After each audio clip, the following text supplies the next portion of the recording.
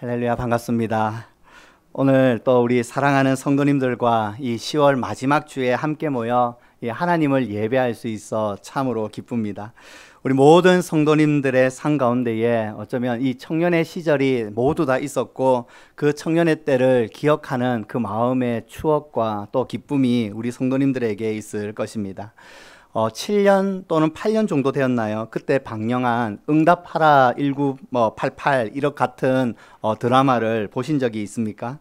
1988년은 저의 나이 8살이고요. 그때는 서울 올림픽이 있었습니다.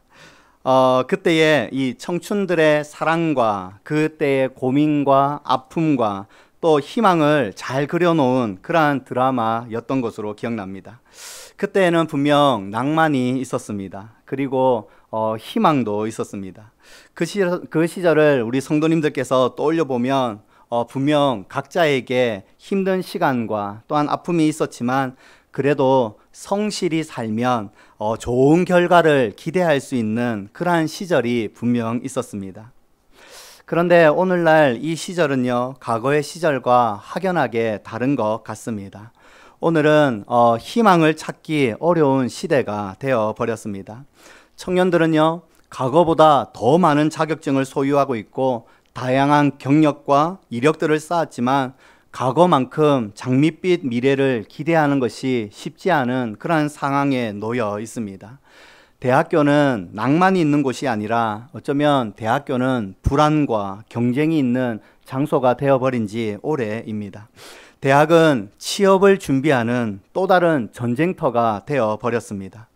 오늘날의 세대는 이 부모의 세대보다 못 살게 되는 첫 번째 세대라고 합니다. 예전 부모들은 힘든 환경이었지만 열심히만 살면 부모보다는 더 좋은 환경에서 잘 사는 그러한 세대였습니다. 부모가 연탄불을 떼면서 살았다면 이후에 있는 세대는 기름 정도는 떼면서 살 수 있었던 시대였습니다. 단열이 잘 안 되는 추운 그러한 주택에서 살던 그러한 부모 세대였다면 그 다음 세대는 아파트에서 살 수 있는 그러한 희망이 있었습니다. 하지만 이제는 그러한 희망을 기대하기가 참 어려워진 그러한 시대를 청년들이 살아가고 있습니다. 우리 부모님 세대는 이 니트족이라는 그런 말을 들어보셨나요? 이 니트족은 교육과 구직을 포기한 청년들을 가리키는 표현입니다. 최근 이 통계에는 3년 이상 이 미취업 상태로 있는 청년들이 8만 명이나 된다라고 하는 그러한 보고서가 있었습니다. 어른들의 눈에 보기에는 취업을 하려는 그러한 노력이 전혀 보이지 않는 그러한 청년들로 비춰질 수 있을지도 모르겠는데요.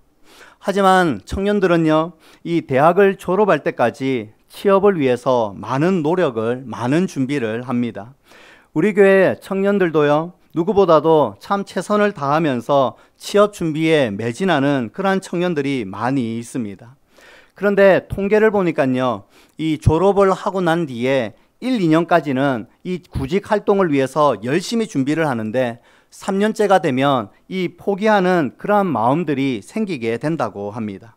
그래서 더 이상 3년 이상 되는 그러한 미취업자 중에 구직 활동을 하지 않는 그러한 청년들이 많다고 합니다.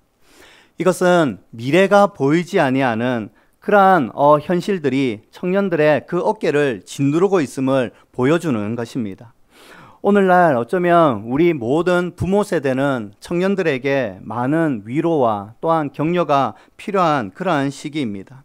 특별히 취업뿐만이 아니라 믿음 안에서 몸부림치는 그러한 청년들에게 우리는 더 많은 위로와 또한 격려와 기도가 필요한 때입니다. 오늘 청년부 주관으로 온 세대 예배를 함께 드리고 있는데요. 우리 청년의 아픔과 또한 힘듦을 같이 고민하면서 우리 모든 성도님들이 함께 보듬어주고 축복해주는 그러한 시간들이 되었으면 합니다. 2023년 부산 사랑이의 청년부는 예배를 새롭게 디자인했었습니다. 그래서 청년부 예배를요, 그냥 1부 예배와 또는 2부 예배, 우리 모든 성도님들과 함께 예배를 드리는 것으로 바꾸어 버렸습니다. 그리고 예배를 드리고 난 뒤에 점심때는 청년들이 직접 요리를 해서요, 점심을 만들어 먹었습니다. 지금도 여전히 만들어서 먹고 있습니다. 처음에는 부엌을 이용하는 것도 많이 서툴렀고요. 식사 한 끼 만들고 준비하는데 상당한 시간이 걸렸습니다. 몇몇 권사님들께서는요, 지나가시면서 아주 안타깝고 안쓰러운 눈초리로 바라보시는 그 모습을요, 잊을 수가 없습니다. 지금은요, 너무나도 익숙하게요, 주어진 역할을 감당하면서 음식을 잘 만들어서 먹고 있습니다. 그리고 함께 식사를 하고 나서요, 찬양을 드리고 기도회를 가지며 함께 우리 GBS 모임, 성경 연구 모임에 같이 성경 공부를 하고 이렇게 마칩니다. 청년들이 지금도 많이 부족한 부분이 있지만요, 그래도 말씀 가운데에, 기도 가운데에, 삶 가운데에 계속해서 몸부림치고 있는, 성장하려고 하는 그런 모습들이 보입니다. 이번 청년들은요, 여름에 일본으로 단기 선교를 떠났습니다. 일본 단기 선교를 준비하면서 우리 함께 1일 식당을 준비했었는데요, 많은 성도님들께서 기억하시겠지만 많은 관심을 가져주시고 또한 맛있다고 이렇게 격려해 주셔서 우리 청년들 참 힘이 되었습니다. 이번 여름 단기 선교 때에는 청년들에게도 많은 도전이 있었습니다. 하나님께서 이 선교를 통해 무엇을 전해주고 오는 것이 아니라 하나님께서 그 현장 가운데에 청년들의 마음을 만지셨고 마음을 바꾸어 주셨으며 각자에게 이 하나님의 크신 은혜와 그 감동을 계속해서 부어 주셨습니다. 청년의 때에 하나님을 경험하며 또 하나님께 순종하며 살아가는 그 순간이 정말로 중요한 순간임을 우리 모두는 동일하게 고백합니다. 분명 하나님께서는요, 어느 시대나 어느 시절에나 누구에게나 어떤 상황 가운데서나 살아계시며 특별한 순간에 하나님께서는 각 사람에게 그 때에 맞게끔 불러주시고 만나주시지만 이 젊은 날에 청년의 때에 창조주를 기억하며 그분 앞에서 자신의 삶을 내어드리는 그 삶을 살아가는 이 청년의 시기가 정말로 중요한 시기임을 부인할 수 있는 사람은 아무도 없을 것입니다. 오늘 본문에 나타나는 이 요셉의 삶을 가만히 들여다보면서 청년에게 형통의 삶이 무엇인지 살펴보고 현재의 그 상황 가운데서 어떤 결정과 어떤 행동을 하는 것이 진정으로 형통한 삶인지 우리 함께 나누어 보고자 합니다. 요셉은 애굽으로 내려갔다, 이렇게 말씀이 시작됩니다.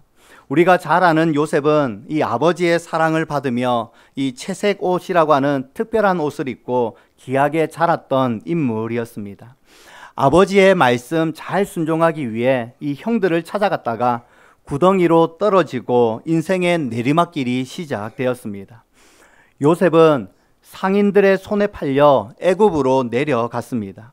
지리상으로 볼 때에요, 위에서 아래로 내려갔다라는 의미가 분명 강하지만요, 환경적으로 볼 때에 아들의 신분에서 노예의 신분으로 내려갔음을 우리는 유추해 볼 수 있습니다. 노예라고 하는 신분은 당시에 다시는 가족의 품으로 돌아갈 수 없고 이곳에서 일하다가 몸이 고장나고 기력이 다하면 그냥 죽는 것, 그것이 노예의 삶이었습니다. 그는 인생의 내리막길을 걷고 있었습니다. 아버지가 지어주신 채색 옷은 형들이 벗겨버렸고 누더기를 걸친 채 그렇게 애굽으로 내려갔습니다. 행복했던 날들이 기억이 많이 났을 것입니다. 지난날의 그 행복했던 시절은 다 사라졌고 이제 암울하고 고통스러운 그러한 일들만 기다리고 있었습니다. 당시 요셉의 나이가 젊었을 때를 추정해 볼 때에 인생의 앞날이 창창한 그때 이제 미래에 대한 소망과 희망을 다 잃어버리고 나락으로 떨어진 그러한 요셉의 모습을 보게 됩니다.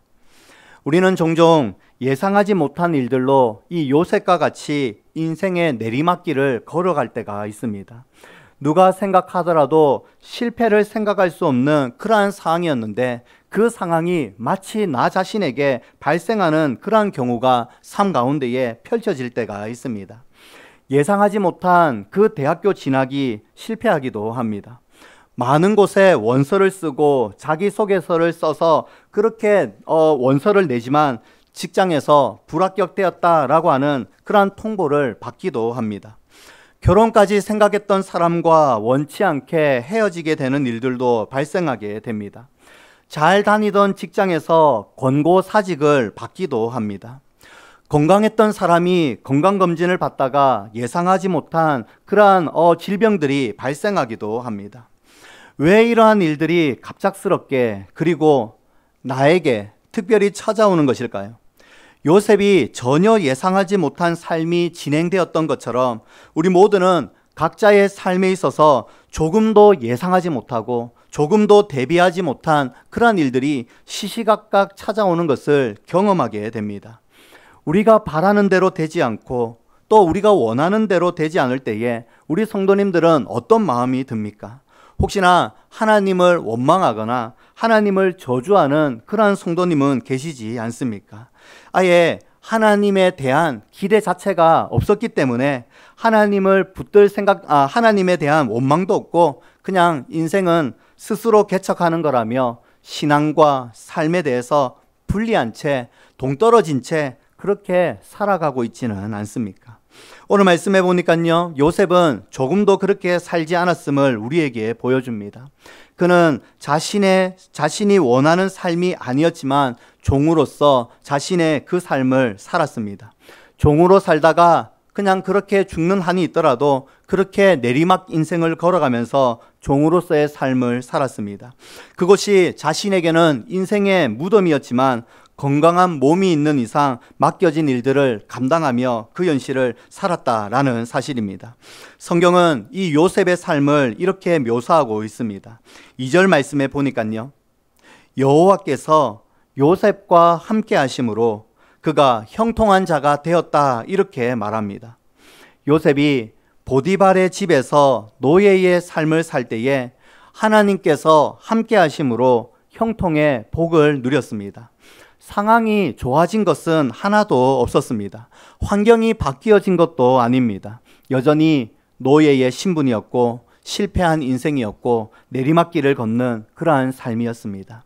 하지만 하나님께서 요셉과 함께 하심으로 그는 형통한 자가 되었다라고 성경의 저자는 기록하고 있습니다.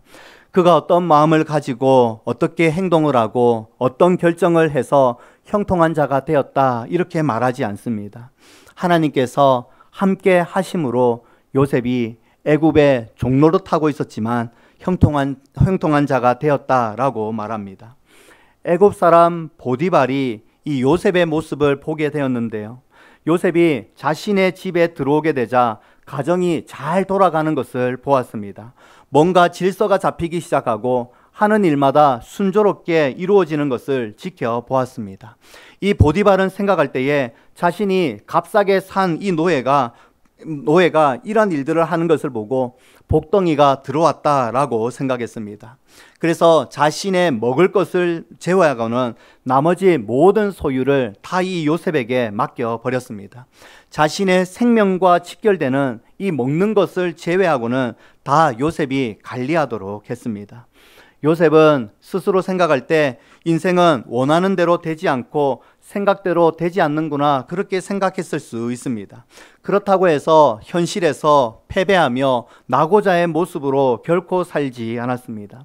자신이 해야 하는 현재의 일에 대해서 외면하지 않았습니다.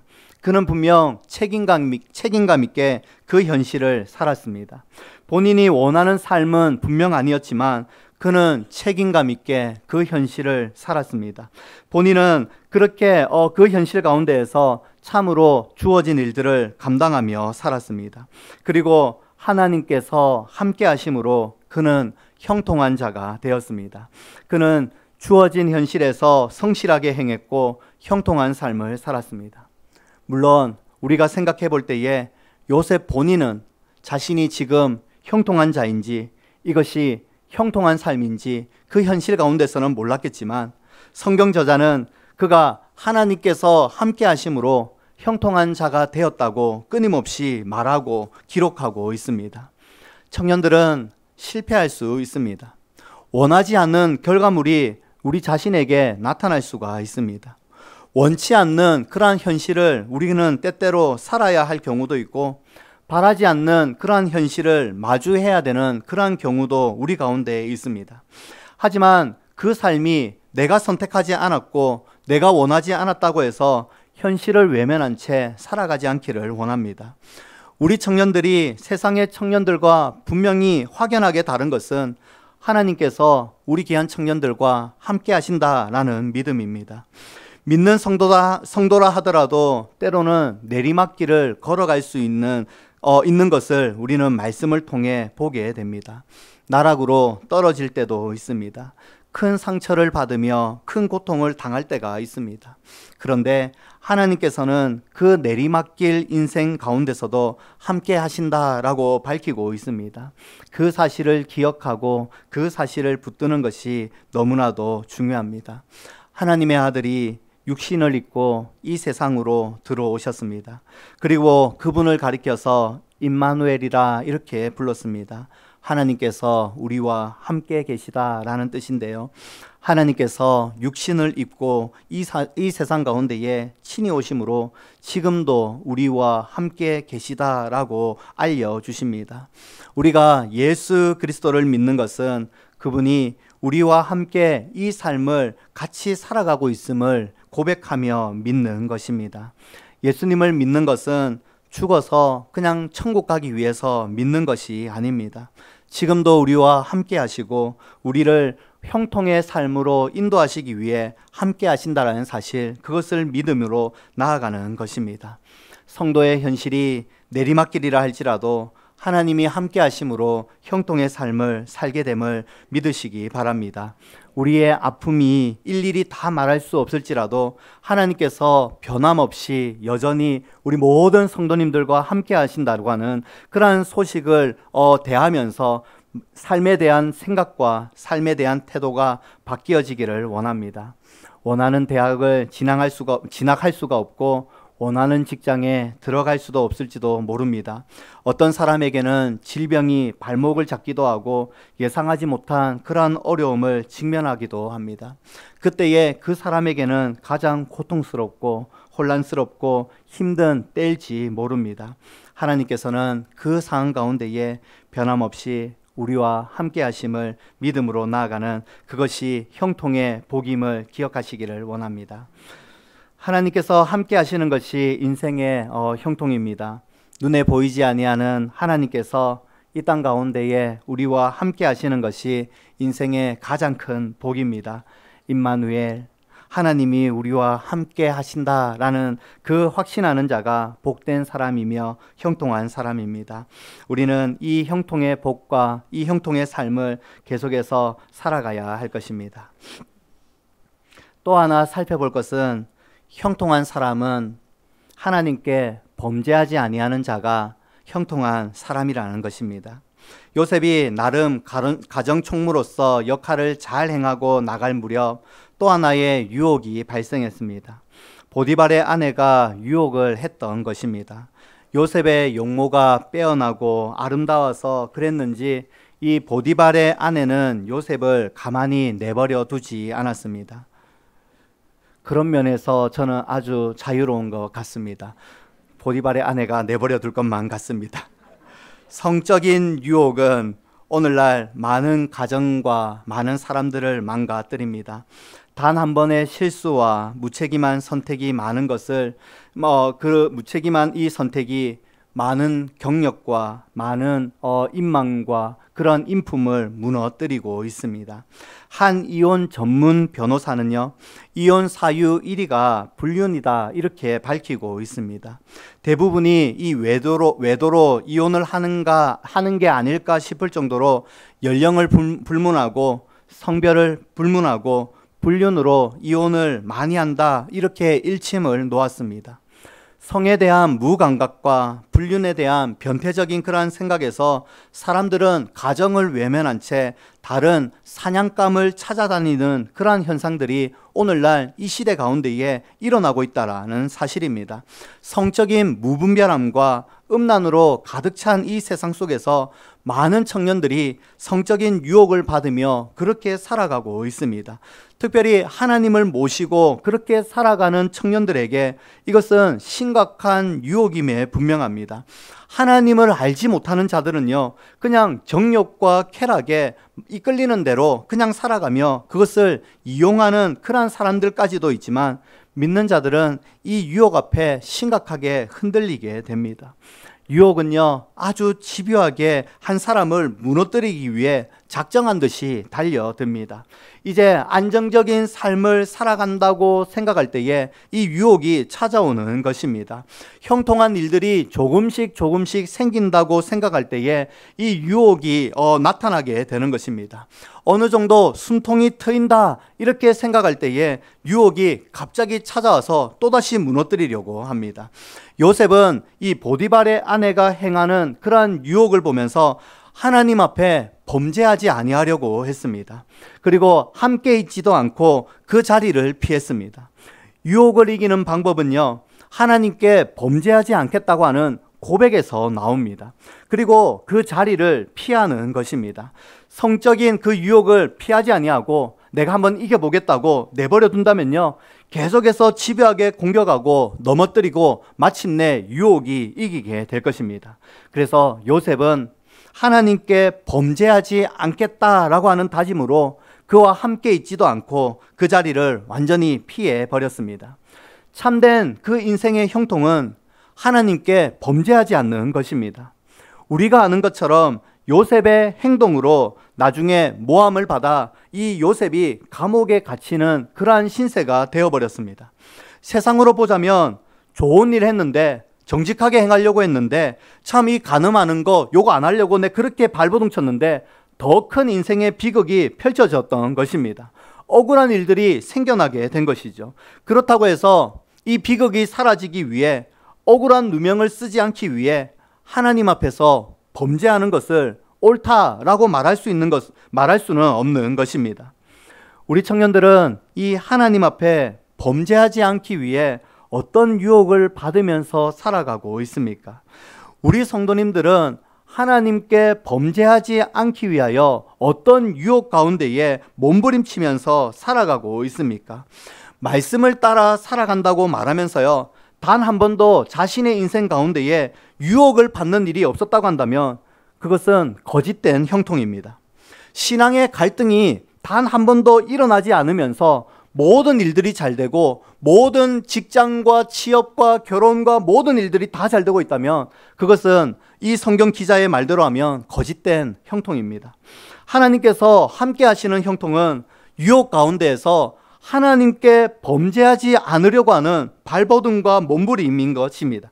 세상의 성공을 위해 세상의 유혹 가운데에 타협하지 않으려고 기도하고 엎드리는 자, 그 사람을 하나님이 함께 하심으로 형통한 자다, 그렇게 불리는 것입니다.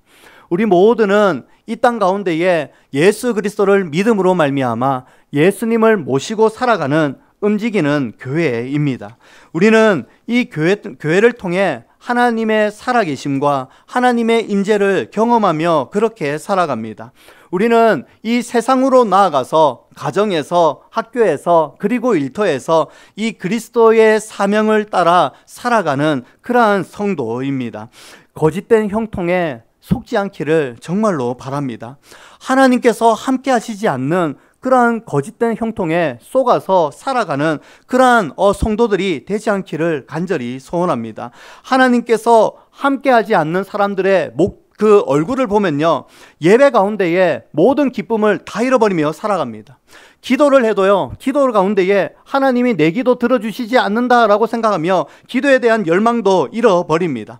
하나님에 대한 감사도 다 잃어버리고요. 예배를 드리러 나와왔는데 그 예배가 시간 때우기, 형식적으로 잠깐 있다가 돌아가는 그런 모습 가운데에서 하나님이 함께하지 아니하신데 어떻게 그의 삶이 형통의 삶을 살아갈 수가 있겠습니까?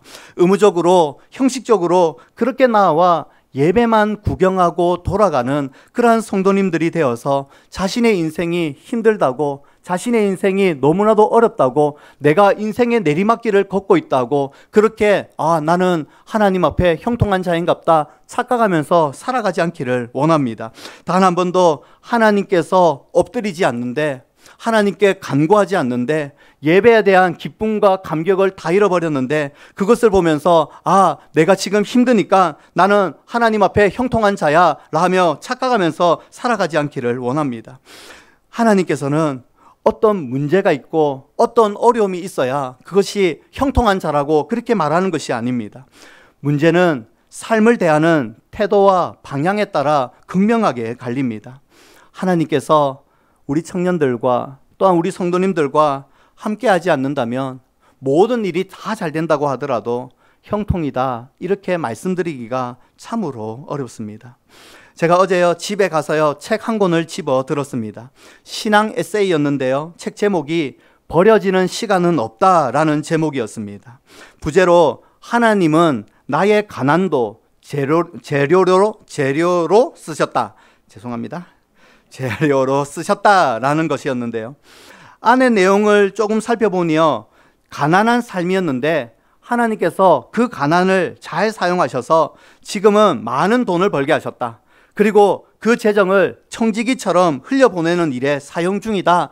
이런 내용이었습니다. 저는 이 책 추천을 드리는 것이 결코 아닙니다. 다만 이 제목이 제 마음에 와닿았습니다. 하나님께서는 우리의 인생 속에서 무의미한 시간, 불필요한 시간은 단 한순간도 없었다라는 사실입니다. 노예로 살아가는 시간, 고통스러운 시간, 내가 원하는 대로 인생이 풀려지지 아니하는 시간, 대학에 실패하고 취업에 실패하는 시간, 아픔의 그 시간조차도 하나님께서는 버리시지 않는다라는 것입니다. 심지어 자신에게 있는 가장 큰 약점, 이 가난이라고 할지라도 하나님께서는 그것조차도 사용하신다는 것을 보게 되었습니다. 한 사람의 일생 전체를 통해서 역사를 이루어 나가시는 하나님께서는 지금도 우리와 함께 하심으로 이 형통의 삶을 이끌어 가시는데, 지금은 내리막길인 것만 같고, 지금은 보잘것없는 것 같고, 나의 삶이 실패한 것만 같고, 나의 삶이 보잘것없는 것만 같을지라도 하나님께서는 그 모든 순간을 다 사용하셔서 결국에는 형통한 자로 만드시는 것, 그것이 하나님의 방법임을 기억하기를 바랍니다. 형통의 삶을 살아가는 자들은요, 결코 하나님 앞에 범죄하지 않습니다. 자신의 유혹 앞에서 자신의 유익을 위해서 이 세상과 타협하지 않습니다. 출세하기 위하여서 예배를 등한시하지 않습니다. 비록 세상에서 성공하지 못한다 할지라도 결코 타협하거나 범죄하지 않습니다. 손해를 본다 하더라도 하나님을 선택합니다. 그것이 바로 형통한 사람의 모습입니다. 우리 귀한 청년들이 이 젊음의 때에 하나님과 함께함으로 이 귀한 하나님의 형통의 복을 누리기를 원합니다. 내가 원하는 대로 인생이 되지 않을 수도 있어요. 하나님의 일하심을 바라보면서 그렇게 한 걸음씩 한 걸음씩 전진하는 그러한 청년들이 되기를 원합니다. 적당한 말씀과 적당히 이 세상을 함께 타협하려고 하지 말고 하나님께 범죄하지 아니하는 그러한 멋진 청년들이 되기를 소원합니다. 세상에서 말하는 눈에 보이는 형통만 쫓아 살지 말고 성경이 말하는 형통, 하나님께서 함께 하시고 하나님 앞에 범죄하지 아니하려고 하는 그 형통을 누리는 그러한 귀한 청년들, 여기 모인 모든 성도님들 다 될 수 있기를 우리 주님의 이름으로 소원합니다. 우리 이 시간 함께 찬양 드리기를 원하는데요, 우리 이 세상을 살아가는 동안에 우리 함께 찬양 드리겠습니다.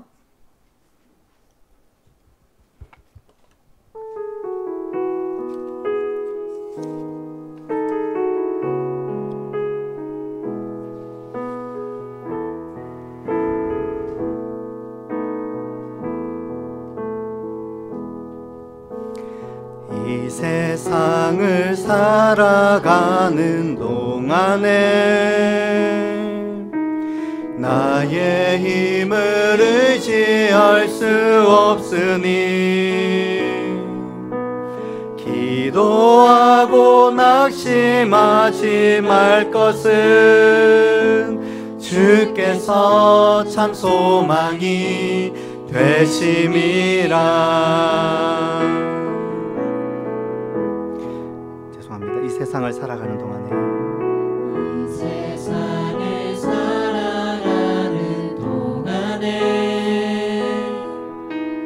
나의 힘을 의지할 수 없으니 기도하고 낙심하지 말 것은 주께서 참 소망이 되심이라. 하나님의 꿈이 나의 비전이 되고 예수님의 성품이 나의 인격이 되고 성령님의 권능이 나의 능력이 되길 원하고 바라고 기도합니다. 주의 길을 걸어가는 동안에 주의 길을 걸어가는 동안에 세상의 것 의지할 수 없으니 감사하고 낙심하지 말 것은 주께서 참 기쁨이 되심이라. 하나님의 꿈이 나의 비전이 되고 예수님의 성품이 나의 능력이 되고 성령님의 권능이 나의 능력이 되길 원하고 바라고 기도한 하나님의 꿈이 나의 비전이 되고 예수님의 성품이 나의 인격이 되고 성령님의 권능이 나의 능력이 되길 원하고 바라고. 우리 한 번 더 고백할까요? 하나님의 꿈이 나의 비전이 되고 하나님의 꿈이 아멘.